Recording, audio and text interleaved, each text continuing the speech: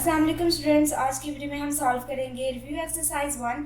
Review exercise 1 का question 1 है हमारे पास। Select the correct answer in each of the following. हमारे पास मल्टीपल चॉइस क्वेश्चंस हैं जो हमने सॉल्व करने हैं। इसका पार्ट 1 है हमारे पास। The order of matrix 2 1 is 2 1 जो मैट्रिक्स है, ऑर्डर ऑफ मैट्रिक्स होता है रोज इनटू कॉलम्स, और इसके पास है 1 रो 1 और 2 कॉलम्स हैं इसके पास। तो इसका ऑर्डर ऑफ मैट्रिक्स होगा 1/2, जो कि आपकी बुक में है ऑप्शन बी। पार्ट 2 है इसका हमारे पास।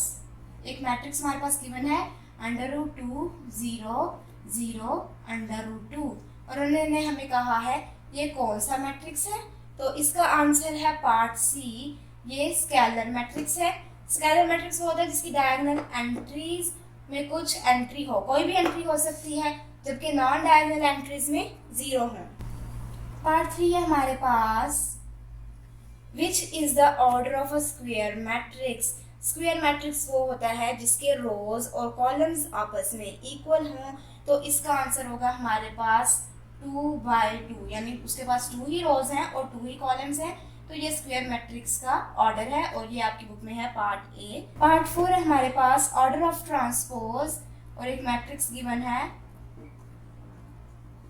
इसका ऑर्डर ऑफ ट्रांसपोज क्या होगा। ट्रांसपोज होता है रोज को कॉलम में चेंज करना या कॉलम को रो में चेंज करना। तो यहाँ पे हमारे पास 2 कॉलम्स हैं और 3 रोज हैं, तो यानी 2/3 था इसका ऑर्डर, क्योंकि रोज इनटू कॉलम्स होते हैं ऑर्डर ऑफ मैट्रिक्स। अब यहाँ पे 3 रोज बाय 2 कॉलम्स, ये इसका ऑर्डर ऑफ मैट्रिक्स था। अब ट्रांसपोज ले लेंगे तो एंट्रीज चेंज होंगी, कॉलम्स रोज में हो जाएंगे, रोज कॉलम्स में, तो तब इसका ऑर्डर ऑफ मैट्रिक्स हो जाएगा 2/3, और ये आपका आंसर है जो है पार्ट बी। इसी तरह पार्ट 5 है हमारे पास। एडजॉइंट ऑफ 1 2 0 -1 इज, इसका एडजॉइंट क्या है। एडजॉइंट होता है डायगोनल एंट्रीज की पोजीशन चेंज करना और नॉन डायगोनल एंट्रीज के साइन चेंज करना। यानी इसकी डायगोनल एंट्री यहाँ पे -1 है, ये दूसरी साइड पे चली जाएगी यहाँ पे, और जो यहाँ पे 1 है वो इसकी जगह आ जाएगी यहाँ पे। डायगोनल एंट्रीज ने अपनी पोजीशन चेंज की, और नॉन डायगोनल एंट्री जो 2 है ये -2 हो जाएगा, और जो 0 है ये -0 हो जाएगा, या 0 ही रहेगा, क्योंकि 0 के साथ कोई भी साइन मीनिंग नहीं रखता। और यहाँ पे हमारे पास ये इसका आंसर है जो कि है पार्ट ए। अब पार्ट 6 है हमारे पास। Product of xy and 2 -1 is, इसका प्रोडक्ट हम कैसे फाइंड करेंगे। प्रोडक्ट के लिए हम करते हैं कार, देखने के लिए कि वो कंफर्मेबल है या नहीं। यानी इसके पास 2 कॉलम्स हैं, इसके पास 2 रोज हैं। कॉलम्स पहले के देखेंगे और दूसरे के रोज, तो ये कंफर्मेबल हैं। और सॉल्व करने के लिए रैक, यानी रोज इनटू कॉलम्स। तो इसको सॉल्व करते हैं हम। ये सॉल्व होगा इस तरह से कि x multiply by 2 plus y multiply by -1, और हमारे पास आ जाएगा 2x -y, और ये है पार्ट सी में हमारे पास, और ये इसका आंसर है। पार्ट 7 है हमारे पास। इफ एक डिटर्मिनेंट गिवन है 2 6 3x is equal to 0, then x is equal to क्या। x की वैल्यू हमने फाइंड करनी है, वो हम इस तरह फाइंड करेंगे। इसके साथ डिटर्मिनेंट का साइन है हमारे पास, तो डिटर्मिनेंट का फॉर्मूला हम सिंपली पुट करेंगे, जो कि है डायगोनल एंट्रीज को हमने मल्टीप्लाई करना है और बीच में माइनस का साइन आए। सो 2 multiply by x -3 multiply by 6, 2 multiply by x और 3 मल्टीप्लाई बाय 6 करेंगे, और माइनस का साइन जो कि डिटर्मिनेंट का होता है। तो हमारे पास 2/x आ जाएगा, 2x -6/3 18, और ये हमारे पास गिवन है कि वो इक्वल है 0 के, यानी इक्वल 0। तो अब 2x इज इक्वल टू -18 दूसरी साइड पे जाके +18 हो जाएगा।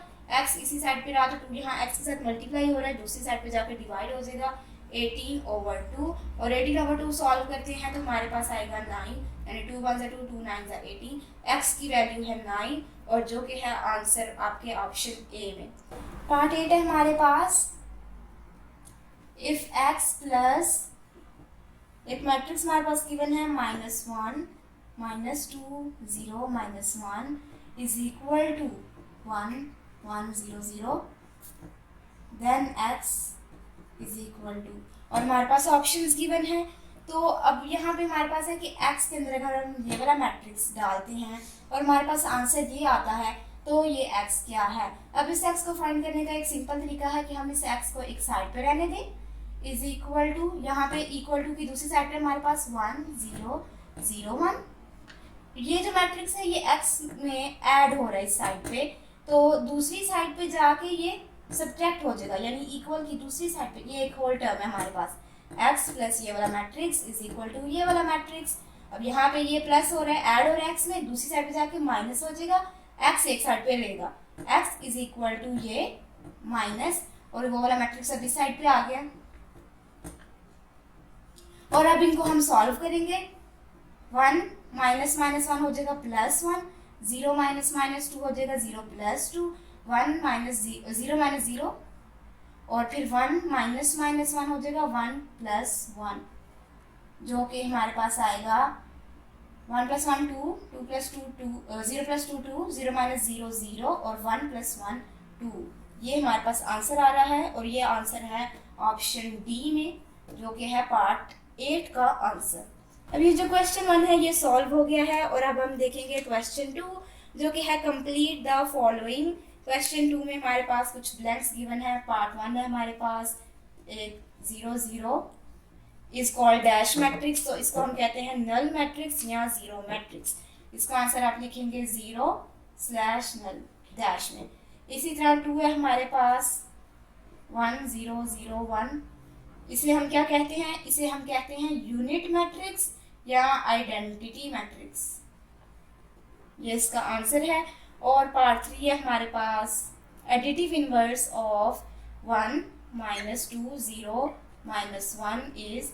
एडिटिव इनवर्स क्या होता है, यानी उनकी एंट्रीज जो है जब हम उसे इसमें ऐड करें तो हमारे पास आंसर 0 आए, और एडिटिव इनवर्स में सबके साइन चेंज हो जाते हैं, सबके साइन चेंज हो जाते हैं, तो इसका एडिटिव इनवर्स होगा -1 2 0 0 ही रहेगा, और -1 हो जाएगा +1, यानी सबके साइन चेंज कर दिए जाएं।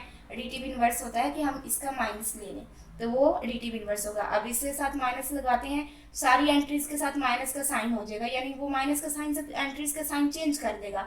माइनस इस 1 को +1 को -1 कर देगा, -2 को +2 कर देगा, 0 के साथ कोई इफेक्ट नहीं आता, और -1 को +1 कर देगा। तो ये हमारे पास इस मैट्रिक्स का एडिटिव इनवर्स है। इसी तरह हमारे पास पार्ट 4 है इन मैट्रिक्स मल्टीप्लिकेशन इन जनरल की बात की जा रही है, A/B-BA। तो मैट्रिक्स मल्टीप्लिकेशन में A, B और BA इन जनरल इक्वल नहीं होते। यहाँ पे आपने डैश में ये वाला साइन डालना है, मतलब ये इक्वल आ सकते हैं, लेकिन जनरल यानी ज़रूरी नहीं कि ये इक्वल हों। अब पार्ट 5 है हमारे पास, matrix A + B can be found if order of A and B, यानी A + B कब हमें मिल सकते हैं। एडिशन के लिए ज़रूरी है कि ऑर्डर ऑफ मैट्रिक्स क्या हो, इज सेम। यहाँ पे आंसर आएगा सेम या इक्वल भी लिख सकते हैं। तो ऑर्डर ऑफ मैट्रिक्स अगर सेम और इक्वल है A और B का, तभी हम A + B सॉल्व कर सकते हैं।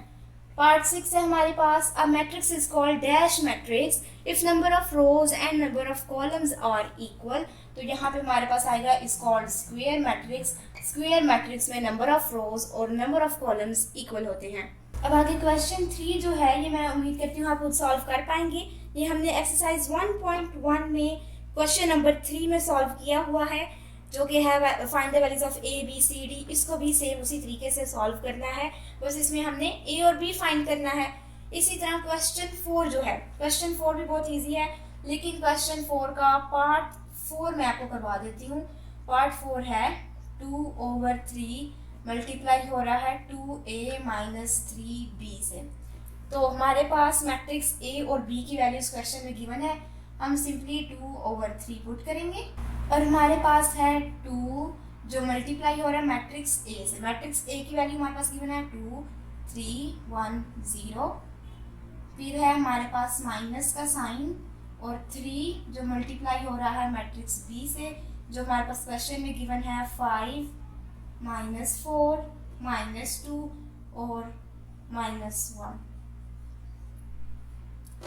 2/3 वैसे ही रहेगा, और यहाँ पे जब 2 इन सारी अंदर वाली एंट्रीज से मल्टीप्लाई कर दिया जाएगा, तो हमारे पास यहाँ पे आ जाएगा आंसर इस मैट्रिक्स का 2 2 4 2 3 6 2 2 1 ज़ा 2, 2 0 ज़ा 0, ये वाला मैट्रिक्स माइनस, और दूसरा मैट्रिक्स में 3 सारी एंट्रीज के साथ मल्टीप्लाई होगा, 3 5 ज़ा 15, 3 4 ज़ा 12 और -4 है तो -12। इस माइनस के साइन को हम नहीं देख रहे क्योंकि इसको हमने माइनस करने वाले मैट्रिक्स से। अब फिर -2 और 3 मल्टीप्लाई हो रहे हैं, 3 2 ज़ा 6 और -2 है तो -6 और 3 बाय -1 -3, हमारे पास ये आ गया।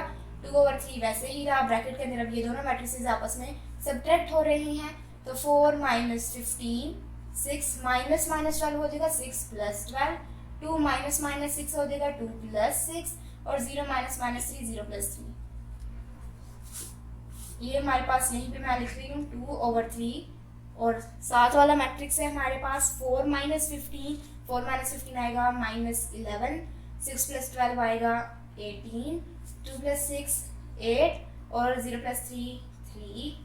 अब इसे हमने सॉल्व करना है। अब ये जो 2/3 है ये इस मैट्रिक्स से बाहर जो है इसने सारी अंदर वाली एंट्रीज के साथ मल्टीप्लाई हो जाना है, तो हमारे पास इस तरह से आएगा। अब -11/2 करते हैं हम, तो इसको मैं इसी तरह लिख देती हूँ, -11/2/3, 8/2/3, 18/2/3 और 3/2/3।